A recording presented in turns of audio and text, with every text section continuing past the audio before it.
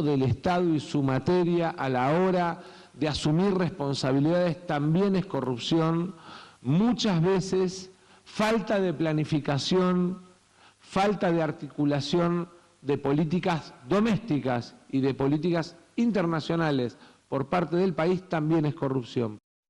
Bueno, a ver, tenés un Massa afín a llamar a gente de otro partido y a un Milei que dice que no va a comercializar con China porque son comunistas, con Lula porque es comunista, o sea, muy tajante y muy taxativo, blanco o negro. Y me parece que lo que se viene necesitando en los últimos tiempos son matices, ¿no? Consensos.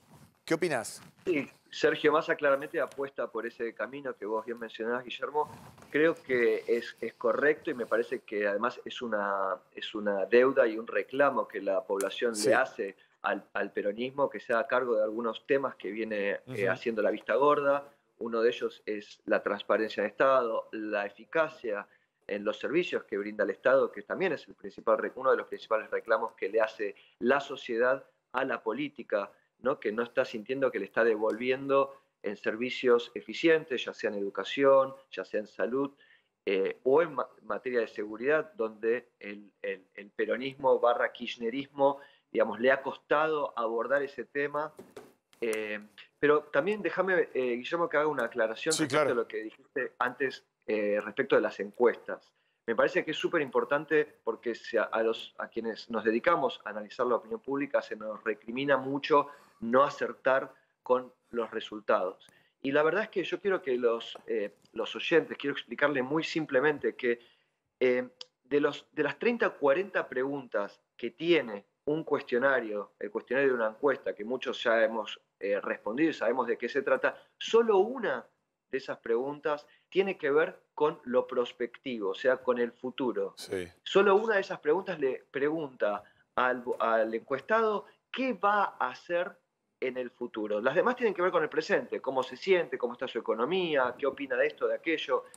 Y entonces, en ese sentido, me parece que es muy difícil para muchos votantes, en un contexto y en una época como la actual, en la que las alianzas, digamos, las lealtades a los partidos están disueltas porque no hay partidos, sino coaliciones, predecir qué va a ser. Porque la verdad es que muchos de ellos, los que terminan definiendo la elección, lo deciden en el momento del cuarto oscuro. Eso es increíble, pero fíjate, hablando de encuestas, cómo Massa encara en el primer round, por llamarlo así, del debate a Milei, casi como si fuera una encuesta con el famoso por sí o por no, que aparentemente o evidentemente le dio resultado. Porque la primera parte del debate se vio a un Javier Milei, a ese Milei de la motosierra, en las antípodas del Milei que estaba allí parado en el escenario de la UBA, sin saber casi qué responder. ¿Eso terminó dándole resultado a Massa? Sí, a ver, creo que a muchos nos sorprendieron muchas de las respuestas o de las iniciativas que tuvo Sergio Massa en el debate, y esto obedece a dos cosas. En primer lugar, a que la lógica de los debates y de la comunicación ha cambiado muchísimo y entonces muchas veces se hacen cosas no para la audiencia a la que se le está hablando en el momento, sino para generar contenido para luego replicar en las redes y de ese modo llegar a los segmentos de la población a los que necesitamos llegar. Entonces, esa estrategia que tuvo Massa tuvo doble propósito. Por un lado, generar esos contenidos que le permitirían, por ejemplo, después hablarle a los cordobeses, a las mujeres, a los jubilados. Y por otro lado, una estrategia que fue muy eficaz, que fue la de cuestionar los cambios, digamos, que ha tenido Javier Milei en términos de sus propuestas, exponer esas contradicciones en Milei al mismo tiempo que ocupó a Milei todo el tiempo que tenía para hablar de economía, que es la materia en la que él supuestamente se destaca. Hernán, y puede exhibir conocimiento. Quería preguntarte si no sentís que mundialmente hay una necesidad de desacartonar la política. Digo, esto de, entiendo que en un debate tradicional Massa gana, pero quizás la sociedad está esperando humanizar un poco más al político. Sí, absolutamente, ¿no? Creo que todos vemos... bueno, cuando, digamos, por un lado tenemos a Sergio Massa, que se ha dedicado toda la vida a la política. Por otro lado tenemos un Javier Milei que cuando le preguntan cuánto cuesta la leche, cuánto cuesta la carne, no tiene la más mínima idea porque no va al supermercado, digamos.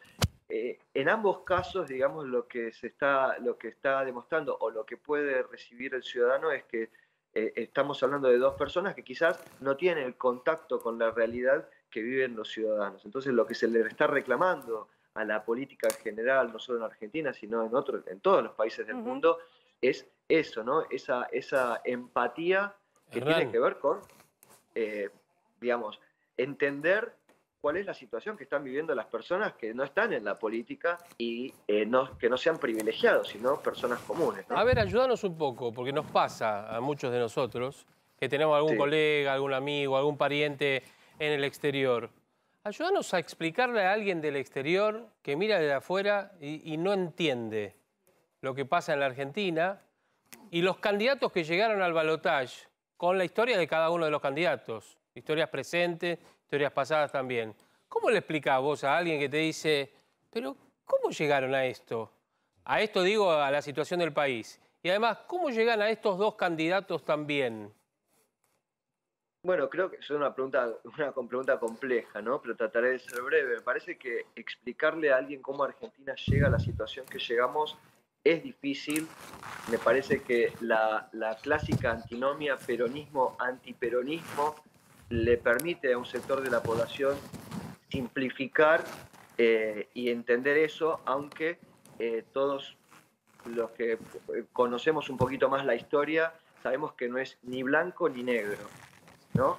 Digamos, en los últimos 100 años, y si tomamos solamente desde 1930 a 1983, Argentina tuvo 6 golpes de Estado, tuvo 30 ministros de Economía, y esos ministros de Economía tuvieron una duración en su cargo de un poco más de un año. Sí. 1 año y 8 meses, una cosa así. Digamos, eso explica en parte, por qué Argentina se la pasa yendo, ¿no?, el famoso péndulo, ¿no? De un lado hacia el otro, de un extremo hacia el otro. Y eso la verdad es que daña muchísimo a nuestro país, ha dañado muchísimo a nuestro país, porque no ha podido sostener políticas en el mediano y en el largo plazo, y eso atenta contra el desarrollo de la población, ¿no? Sin duda. Bueno, fíjate, Hernán, que nosotros ahora nos vamos a comunicar también con Estados Unidos, en donde la óptica está cambiando y el candidato supuestamente peligroso es Milei y no Massa, quien conocen más.